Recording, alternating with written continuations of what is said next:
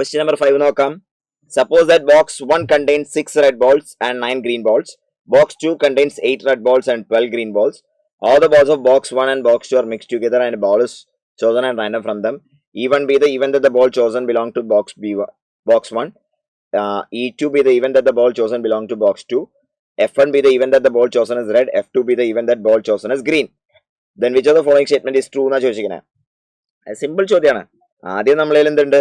Box 1 ഉണ്ട്, box 2 ഉണ്ട്, അതുപോലെ തന്നെ റെഡ് ബോളുകളും ഉണ്ട്, ഗ്രീൻ ബോളുകളും ഉണ്ട്.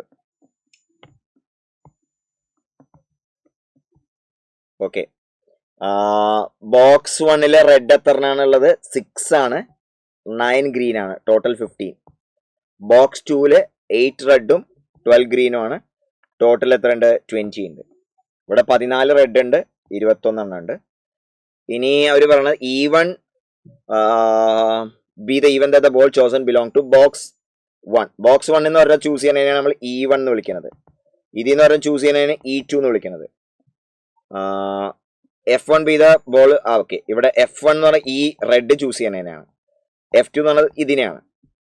ഓക്കെ, ഇനി നമുക്ക് എന്ത് ചെയ്യാം? ഓരോന്നോരോന്നായിട്ട് കണ്ടുപിടിക്കാമല്ലോ. അവർ ചോദിച്ചിട്ടുണ്ട് പ്രോബബിലിറ്റി ഓഫ് E1, ഇതെല്ലാം നമുക്കൊന്ന് വെറുതെ കണ്ടുപിടിച്ച് നോക്കാം. പ്രോബബിലിറ്റി ഓഫ് E1 എന്ന് പറയുമ്പോൾ 15, സോറി,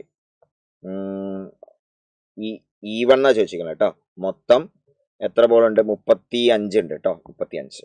അപ്പൊ 15/35 എന്ന് പറയുമ്പോൾ 5 ക്യാൻസൽ ചെയ്ത് കളഞ്ഞു കഴിഞ്ഞാൽ 3/7 വരും. അതുപോലെ പ്രോബബിലിറ്റി ഓഫ് E2 നമുക്ക് നോക്കാം. E2 ദിസ് ഇസ് 20/35, അത് 4/7 വരും.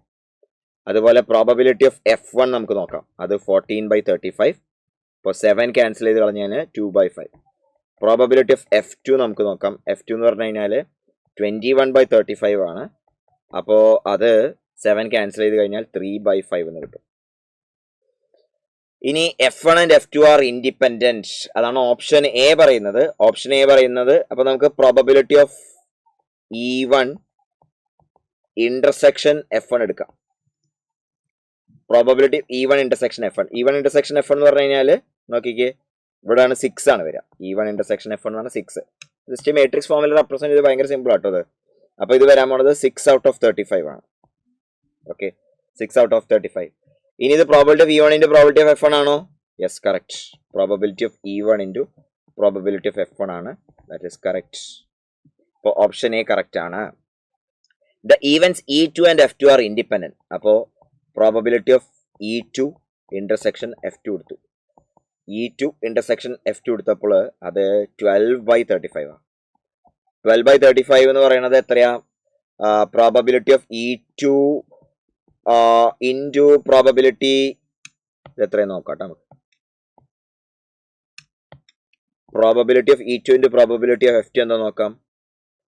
അപ്പോൾ this is going to be 12/35 ആണ്. അവർ ഡിപ്പെൻഡന്റ് എന്നാ പറയണത്, അത് തെറ്റാ, അത് ഇൻഡിപെൻഡന്റ് ആണ് വന്നിരിക്കുന്നത്. സി നോക്കാം.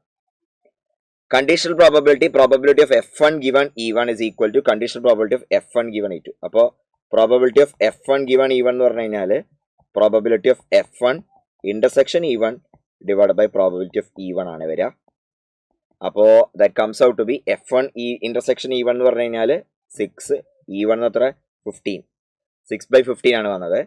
6/15 എന്ന് പറയുമ്പോൾ 2/5 ആണ്. ഇനി probability of F1 given E2 നമ്മൾ പറയുമ്പോൾ ഇത് കാൽക്കുലേറ്റ് ചെയ്ത് വരുമ്പോൾ എന്താ കിട്ടണമെന്ന് നോക്കാം. This is probability of F1 intersection E2 divide by probability of E2 എന്ന് വരും. F1 ഇന്റർസെക്ഷൻ E2 ഏത് ഭാഗമായിരിക്കും?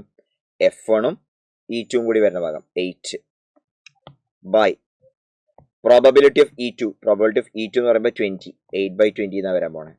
8/20 എന്ന് പറയുമ്പോൾ അത് എത്ര കിട്ടാൻ പോണെന്ന് വെച്ചാൽ 4 ക്യാൻസൽ ചെയ്ത് കഴിഞ്ഞാൽ 2/5. യെസ്, അത് സെയിമാ. അപ്പൊ സി ആൻസർ കറക്റ്റാ, 2/5 ആണ് കിട്ടിയിരിക്കുന്നത്. ഇനി നമുക്ക് എന്ത് ചെയ്യാം? ഡി ഓപ്ഷൻ ഒന്ന് ചെയ്യാം. D option probability of F1 intersection E1. Probability of F1 given E1 ട്ടോ, സോറി, F1 given E1 എന്ന് പറയുന്നത് 2/5 നമ്മൾ ഓൾറെഡി കാൽക്കുലേറ്റ് ചെയ്ത് വെച്ചിട്ടുണ്ട്. Probability of F2 given E2. Probability of F2 given E2 എന്ന് പറയുമ്പോൾ probability of F2 intersection E2. F2 intersection E2 എന്ന് പറയുമ്പോൾ എത്ര കിട്ടുന്നത്? 12. ബൈ പ്രോബിലിറ്റി ഓഫ് E2 എന്ന് പറയുമ്പോൾ 20. അപ്പോൾ 4 ക്യാൻസൽ ചെയ്ത് കളഞ്ഞു കഴിഞ്ഞാൽ this is going to be 3/5. അപ്പോൾ ഇത് ഗ്രേറ്റർ ദാൻ എന്നാ പറയണത്, അല്ല ലെസ് ദാനാ, തെറ്റാ. അപ്പോൾ എയും സിയും ആണ് അതിലെ റൈറ്റ് ആൻസർ. Simple question.